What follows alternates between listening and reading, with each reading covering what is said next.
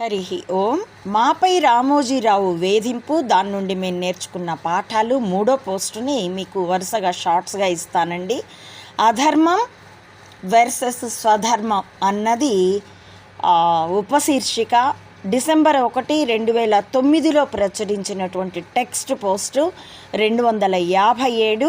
మీరు గూగుల్ అమ్మని అడిగి అమ్మఒడి blogspot.comలోకి వెళ్ళి సైడ్ బార్లో అన్ని లేబుల్స్ ఒకే చోట అని చూసిన, అన్ని టపాలు ఒకే చోట చూడాలంటే అన్నది క్లిక్ చేసి క్రిందికి ట్రోల్ చేసుకున్న మీకు ఈ పోస్ట్ కనిపిస్తుందండి. దాన్ని నేను ఇప్పుడు మీతో పంచుకుంటాను వరుస షార్ట్స్గా. అంతకుముందు లాంగ్ వీడియోగా పెట్టాను, కానీ దాని వాయిస్ అప్పట్లో నాకు టెక్నికల్ అంత ఎక్కువ తెలియదు. 4 ఏళ్ల క్రితమో ఏమో పెట్టినట్టున్నాను, తాతవారి మఠంలో ఉండగా, అంటే దాదాపు 3 ఏళ్ళకి ముందు.